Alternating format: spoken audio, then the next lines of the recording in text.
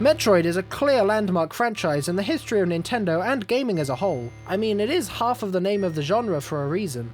But while the original game was an important one in video game history, coming back to it nowadays, it's clear that the game has aged significantly.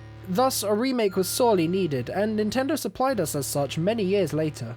Metroid Zero Mission was the second Metroid game I'd ever beaten, coming shortly after my completion of Dread a couple months prior. I mean, I knew of the franchise thanks to Smash, and I had dabbled with Super and the original a few times thanks to Switch Online, but Dread was the first Metroid game to truly captivate me.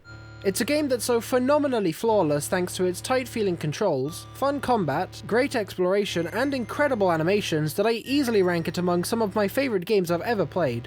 It was soon after my completion of Dread that I decided to go back and play more and more of the series, and when I got the Wii U soon after, I realised just how many Metroid games are available on it, and soon after I became a die-hard fan. I haven't beaten all of them, but I've played quite a few and consider them to each be very good in their own way. But it was my playthrough of Metroid Zero Mission that really got me to be a huge fan of this franchise. The game came out in 2004 as a Game Boy Advance remake of the original Metroid.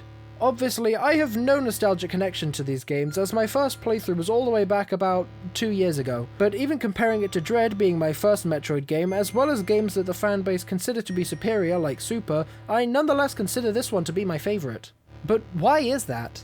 Why do I still believe this to be the single best Metroid experience out of any of the games that have come before and after it? Well, my guys, gals, and non-binary pals, today I will be telling you why Zero Mission is my favourite Metroid game.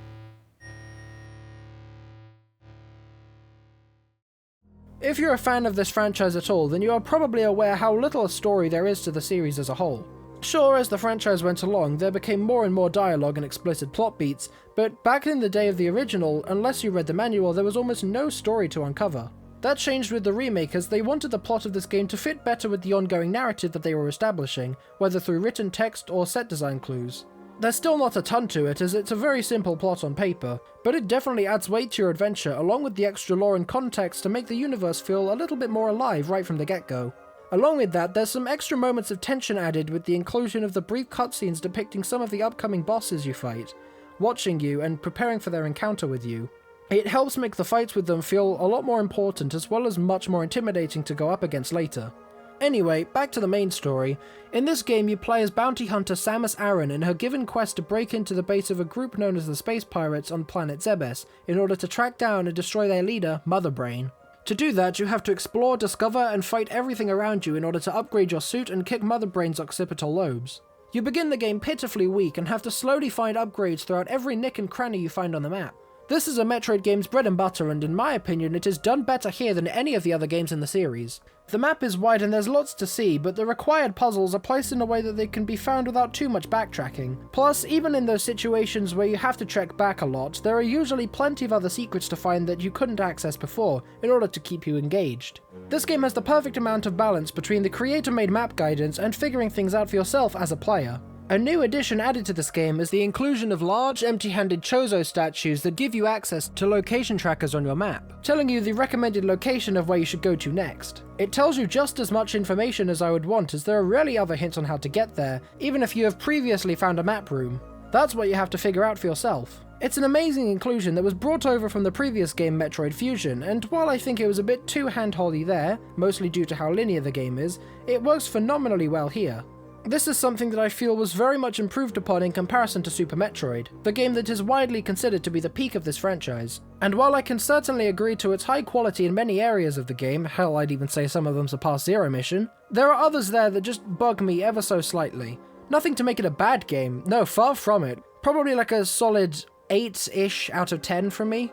I don't know, I'll probably have to replay it again to decide for certain. It's just that to me it's not as perfect as it's led to be believed. Super Metroid just has a lot more elements of exploration and going off and doing your own thing a lot of the time. And while that's great, it does make navigating its world feel a lot less fun for me, as it's very easy to get lost and I get bored a lot because of it. Although if getting lost and exploring is something you'd prefer out of a Metroid game, I can definitely see why you'd prefer the game overall. I'll definitely bring up Super a few more times, as it's a great point of analysis thanks to its shared setting and wide belief of its superiority. So anyway, as you explore your way through the different levels of Zebes and Zero Mission, you traverse through lots of differing environments, from the deep rocky caverns of Brinstar to the terrifying fires of Norfair and the unnerving factories of Torian. This game is really good at nailing the atmosphere for these locations, thanks in each part in my mind for 3 core reasons: the design of the area, the music you listen to, and the enemies you encounter. First off, the design of the area is really solid. The pixel art graphics behind the game are really well detailed and look phenomenal even today. It looks really smooth and well animated, the colour palette is rich, and everything just looks great overall. Of course, it was never going to compare to the intricate detail of Dread's phenomenally done 3D models and animations, but this game is still a spectacle to behold visually.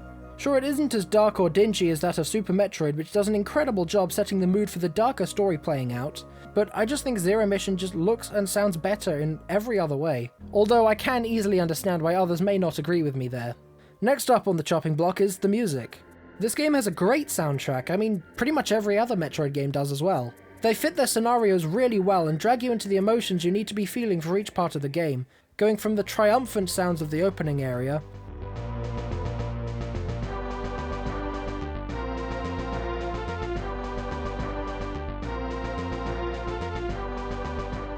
to the feeling of dread gained from Kraid's lair,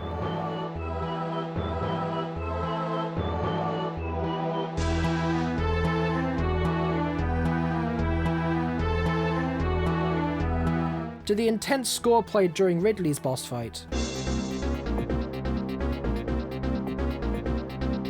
It's simply great. I really love this game's music, and any game with a good soundtrack definitely earns many more points from me, especially when they fit perfectly into the scenes that they occupy, which this game delivers in bucketfuls. And last but not least are the enemies you encounter. This game has some really solid enemy designs. They all fit really well into their environments, and some of them are quite the trouble to deal with too. But the bosses are where this game really shines in particular. Kraid, Ridley, and Mother Brain from the original Metroid have returned and are now much larger and much more intimidating. These are some spectacular boss fights, fairly challenging but not annoyingly so. It's the perfect level of difficulty in my mind, especially considering how good at video games I am.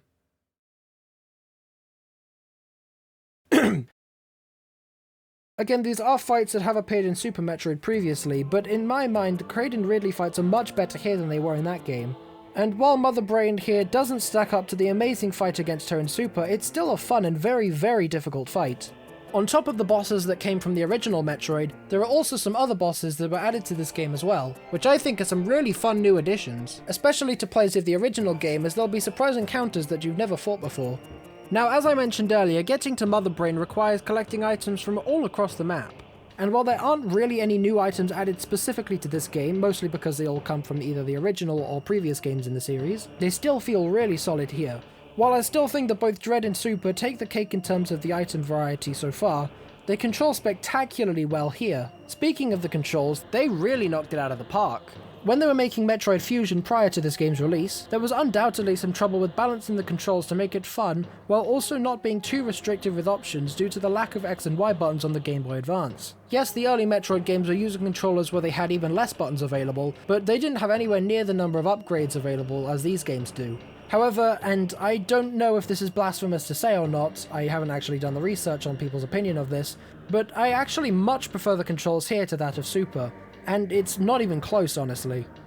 Not saying Super Metroid controls poorly, no, it controls fine, but my god, the team worked their asses off with this one. Samus just feels really smooth to control, the moves translate over spectacularly, and there's almost no losses to be seen in my eyes. This is easily one of the most fun games to control I've ever played. Almost every jump you make that looks like it will be hell to pull off works exactly how you want it to. It's hard to put into words exactly, but it's just really fun to control the game. Yes, a lot of these mechanics come thanks to the previously made and previously mentioned Metroid Fusion, as a lot of the animations were stripped from that game.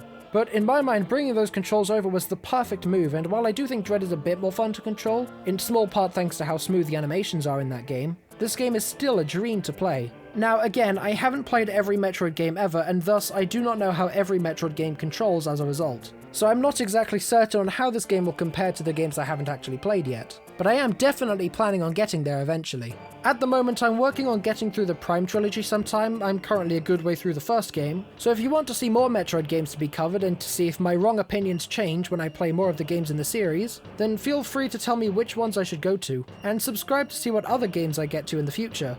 But anyway, back to Zero Mission. Just like the original, after defeating Kraid and Ridley, you finally gain access to Dorian for the final battle against Mother Brain. The gauntlet is difficult and filled with radioactive donuts and Metroids that drain your health fast, but upon beating her, Mother Brain sets off an explosion in her facility, which you must quickly escape from before you finally make it to the end of the original game story.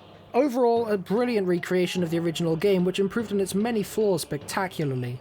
However, that's not everything to see here, as suddenly a battalion of space pirates appear, shoot Samus down, and she crash lands back on planet with her Varia suit inaccessible. All she has with her is her emergency stun pistol and the health she's picked up on Zebes. With her ship destroyed, all she can do now is infiltrate the space pirate mothership to try and find an escape plan.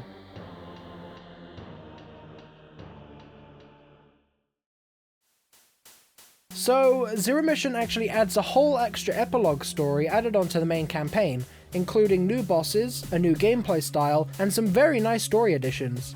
The epilogue starts with you having to break in through the vents and secretly having to avoid all contact with the surrounding space pirates as much as possible. The game turns into what is effectively a set of stealth missions, where you have to try your best to avoid detection by the space pirates as well as the other light trackers moving around on their own. If something catches you, which inevitably will happen at some point, the alarm music blares and calls all the pirates around to attack you. Each pirate is able to deal massive damage, so you'll have to outrun them and hide to avoid being shot to death. All you have to save yourself from them is your acrobatic maneuverability and your stun pistol, which halts them for a few seconds.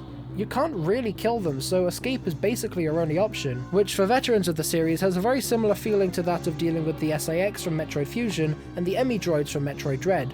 This section is a massive whiplash in terms of gameplay style, and I think it pulls it off amazingly. The sudden change in how you encounter enemies is spectacular and really makes the situation feel a lot more tense to deal with. Maybe this is just me, but in my opinion the gameplay difficulty really spikes up here. This is absolutely the hardest part of the game in my mind, but since the map is much more linear here, it ends up not being an issue as you'll encounter save points pretty regularly throughout the map, effectively giving you short chunks of stealth missions you have to complete at a time, which works amazingly. As you go through the map, you encounter more and more pirates in more and more difficult to traverse areas, and while I don't quite think it's as fun to go through as the rest of the game, they did it anyway, and it's still great to play through regardless, even if a lot of your deaths will probably happen here.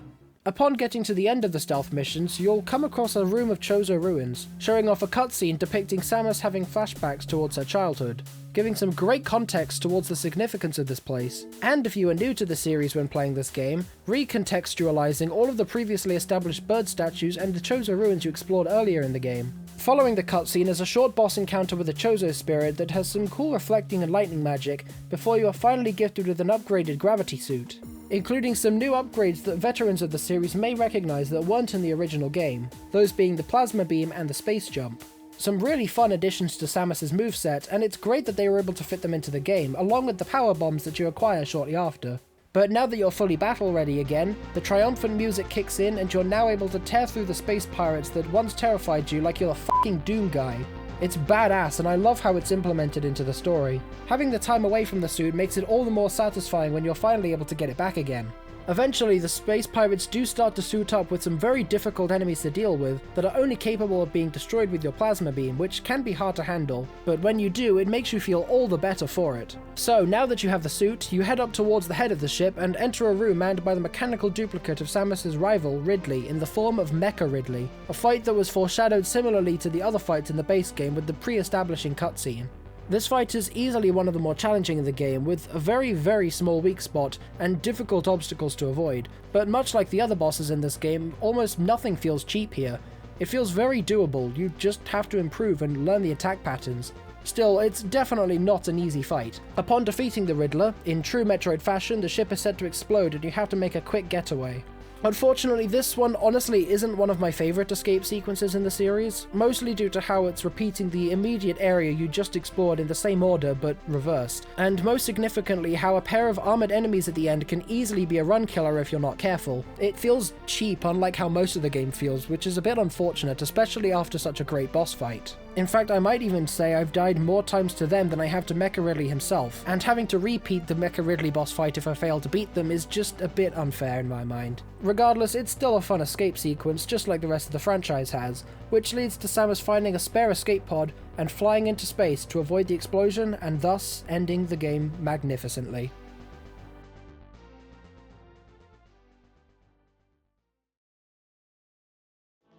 Now, completing the game actually nets you with the reward of the whole original NES game on the cartridge, meaning you are free to play through that entire game. I personally haven't done so yet, but it's definitely something I intend to get around to sometime in the near future, especially to help me compare it to this phenomenal remake. But I think I've played enough of both to see Zero Mission's vast superiority.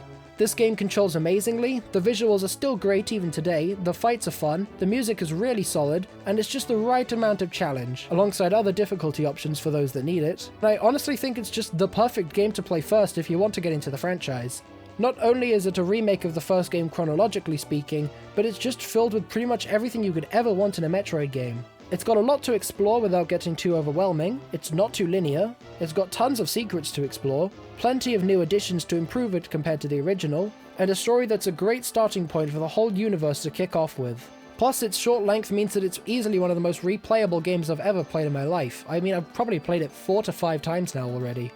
Now, I've been making a lot of comparisons with Super Metroid throughout this review, and while it's still a great game in my eyes, and it's one that I definitely intend to look back to for another video sometime, I just think that the game can get very cryptic at times with objectives, the controls are a little sluggish, and while the atmosphere is still amazing, I just think that the visual style of Zero Mission is just much more appealing, fluid, and impressive to look back on. Of course, this is fully up to interpretation, and my word is by no means gospel. I just really like talking about stuff that I'm passionate about. And if you do like Super Metroid more, that's great, more power to you. But at least in my mind, I still fully believe that Zero Mission is the best Metroid experience thus far, so I'm giving it a 9.5 out of 10.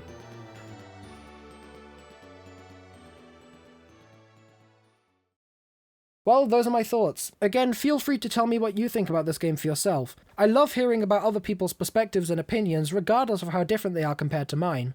Consider subscribing if you want to hear more reviews. A happy Pride Month to all, and I wish you all a great day. Bye.